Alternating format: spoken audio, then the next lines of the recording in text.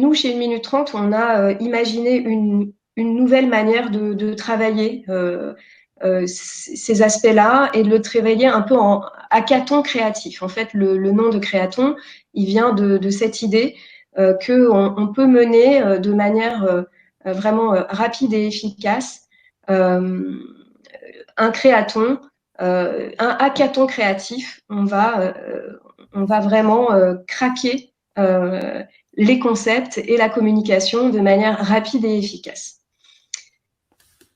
Donc, cette offre spécifique, comment elle se passe? Comment est-ce qu'elle intervient? En fait, on travaille vraiment ensemble. Ce qui est intéressant, c'est que cette nouvelle manière de proposer une compétition, on l'a fait avec vous, le client, au centre. On va organiser une battle créative, un hackathon créatif qui va mettre en scène plusieurs équipes de création. Donc, quand on entend une équipe de création, on entend un concepteur-rédacteur et un directeur artistique qui travaillent en team. C'est vraiment important d'avoir ces deux compétences dans une compétition. C'est indispensable pour créer parce qu'il y a des concepts et des mots et la manière de les sublimer en images, mais les deux vont ensemble. Donc, dans cette battle créative, on met en présence 1, 2 ou 3 équipes créatives pour vous proposer des idées et des concepts. En 48 heures, vous avez sur la table entre 4 et 8 ou même plus, entre 4 et 8 concepts sur la table et vous pouvez choisir avec les créatifs, avec les consultants, quel sera le concept, la campagne de com que vous allez adopter. 48 heures, ça paraît très court. Oui, alors c'est pas 40, on peut faire 48 heures d'un coup, on peut faire 2 jours pour laisser un petit peu infuser les idées, mais finalement, c'est pas forcément court quand on travaille ensemble et quand on se plonge dans les sujets. Pourquoi? Parce que vous savez bien qu'en agence, un créatif, il va pas bosser finalement 8 heures sur votre sujet. C'est une journée de travail, en agence, c'est entre 8 et parfois 12 heures de travail. Aucun créatif en agence dans une compétition ne va passer 12 heures sur une compète rien que pour votre sujet, alors que là, oui. Donc, les créatifs qui travaillent toute la journée sur le sujet, ils sont complètement dédiés au sujet créatif qu'ils doivent mener à bien. Et du coup, il y a une mobilisation des énergies créatives qui est très importante et qui suffit pour proposer des idées.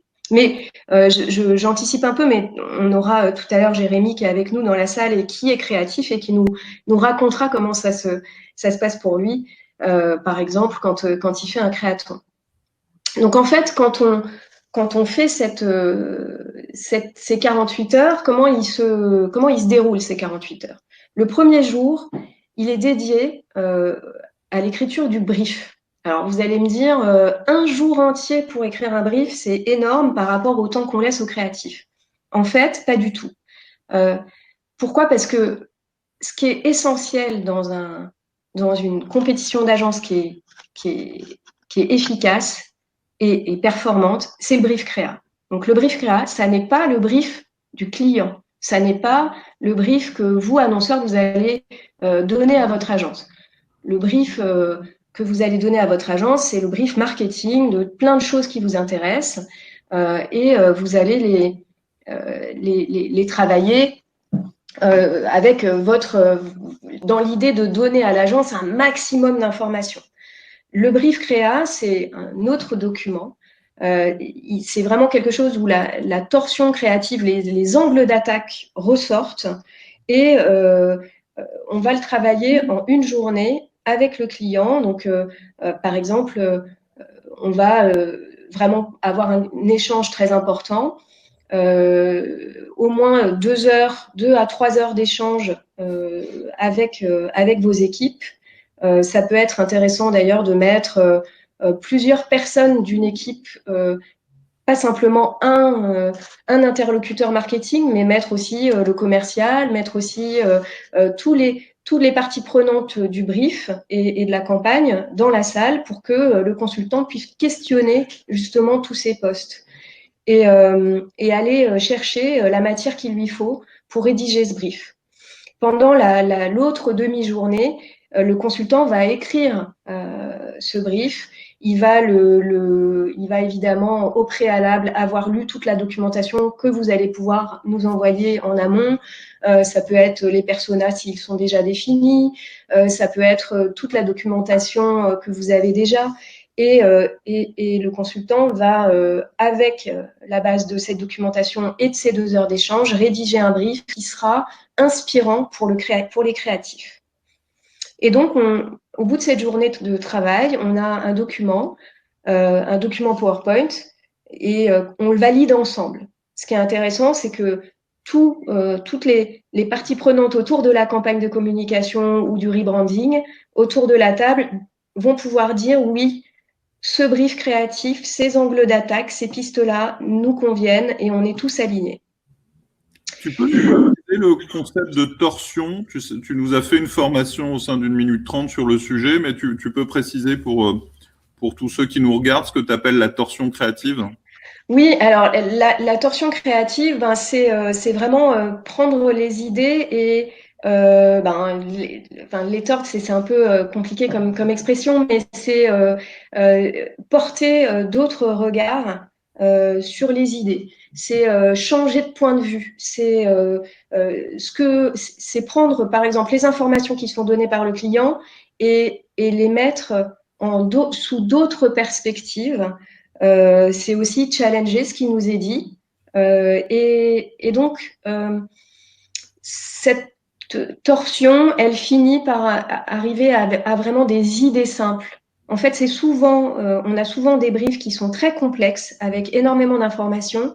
Et cette torsion, c'est un peu une synthèse orientée vers la créativité et qui permet de porter un autre regard sur ces informations rationnelles.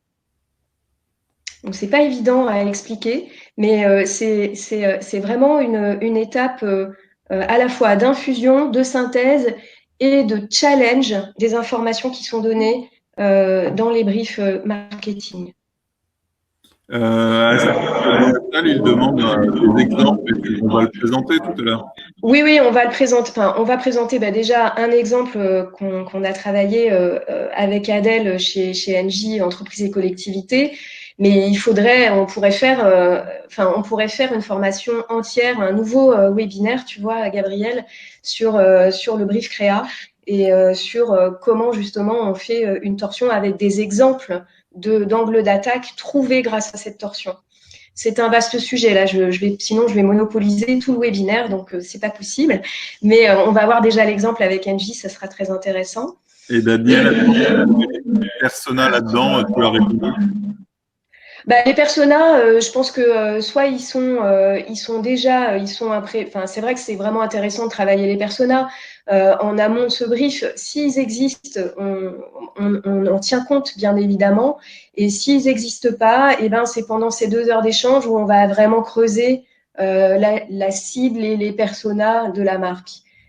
Bien sûr que c'est important. Parfois, on est obligé d'aller vite sur cette partie. C'est vrai. C'est mieux de le faire dans le cadre d'un atelier à part. Mais si on n'en dispose pas, ça n'empêche pas quand même de travailler sur le jour 1 en y réfléchissant un peu plus rapidement, peut-être en y accordant une demi-heure, mais on le fait, on les oublie pas, les personas. Alors, le jour 2, qu'est-ce qui se passe?